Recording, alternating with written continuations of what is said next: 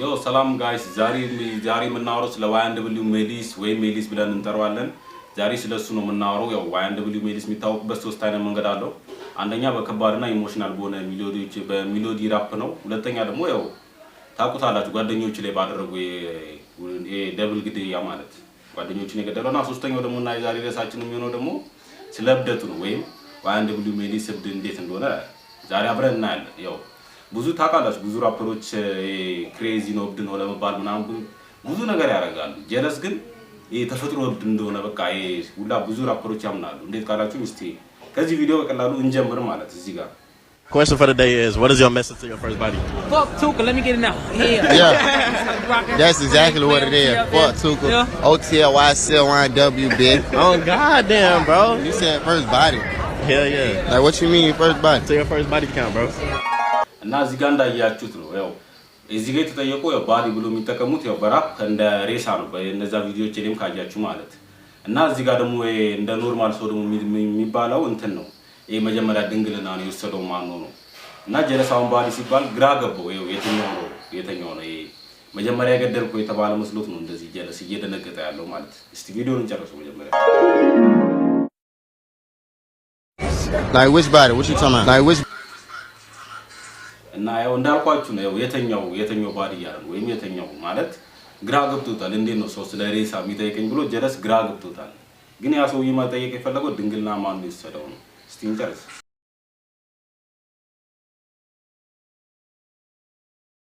Took your virginity. Yeah, fuck that pussy.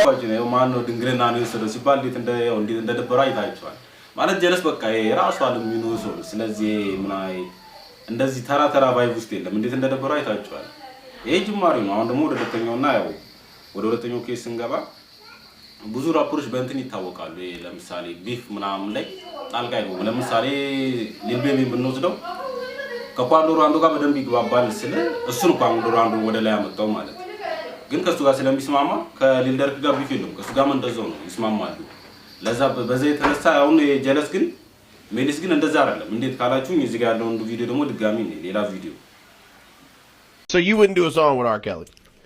Nah, I gotta be safe. I'm the king of R&B anyway. I don't need R. Kelly. So You heard about Chris Brown and Offset beefing? yeah, I'm team Chris Brown. Okay. Okay. Why is that? Chris Brown a beat Offset ass. Man. For sure. Everybody know that, man. Look how. እና እንዳያችሁት ነው ሰውዬው ሁላ ኢንተርቪው የሚያደርገው ሰውዬ አልጠየቁም የማን በማን በኩልናል ብሎ አልጠየቁም ምክንያቱም ራፐሮች እንደዚህ አይነት ነገር አይጠየቁም ምክንያቱም ስትጠይቀው ሳይድ ከመረጠ ሳይድ መርጣል ተብሎ ያው ሻት ሊደረግ ይችላል በዛ በኩል እነሱም ደግሞ አይመልሱም እና ጀለስን የጠየቀው ስለ ክሪስ ብሮንና ስለ ኦፍሴት ቢፍ ሰምታል ወይ ብሎ ነው የጠየቀው ጀለስ ግን ዳይሬክትሊ አዎ ብሎ ሁላ የክሪስ ብሮን በኩል ነኝ ክሪስ ብሮን ሁላ አንተ የኦፍሴት ድንቂት በደንብ አድርጎ ይገርፈዋል እያለ ነው ዳይሬክትሊ የሚናገረው ማለት ሁሉም ሰው ያውቃል ራፐሮች ግን ሚዲያ ላይ ወጥቶ እንደዚህ መናገር ምናምን ማይታሰብ ነው ለዚህ ነው ሜሊስ በጣም እብድ ነው ሁላ የሚባለው ምንም የሚፈራው ነገር የለም እና ደግሞ ወደ ሶስተኛው ጉዳያችን ከመግባታችን በፊት ወይም ስለ ኬንድሪክ ለማር ጉዳይ ከመግባታችን በፊት ቪዲዮስ ከዚህ ድረስ ካያችሁ ተመችቷችኋል ማለት ነው ስለዚህ እኔ ሰፖርት አድርጉኝ ላይክ እና ሰብስክራይብ በዛውም ብዙ ሰው ጋር ደግሞ እንዲደርስ ሼር አድርጉ ወደ ኬንድሪክ ለማር ደግሞ ስንመጣ የኬንድሪክ ለማርና የድሬክ ቢፍ ላይ ኬንድሪክ ለማር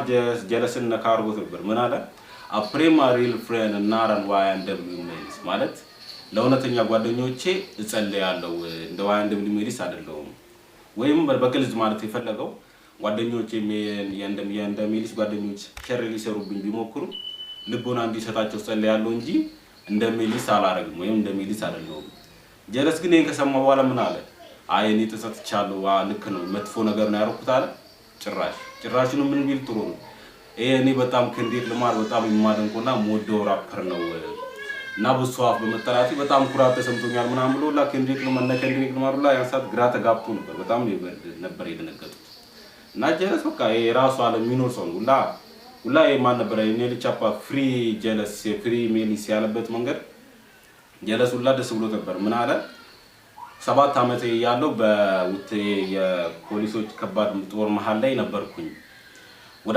13 አመት ደግሞ ስገባ እንተኔ ወንጀል መስራት ጀመርኩኝ ከዛም በኋላ ጓደኛዬ እንደባብ መሆን ሲጀምር እኔ ማስተር ጀመርኩኝ እና ወደ ሜሊስ ተለወጥኩኝ እና ነፃ ሜሊስ አለ ወይም ፍሪ ሜሊ አለ። ያን ደግሞ የገለጸበት መንገድ ሻት ፍሎ 6 ላይ ነው። ሻት ፍሎ 6 ማለት እዛ ላይ ታገኙታላችሁ። ያው እዚህ ባመጣው ኮፒራይት ይላል።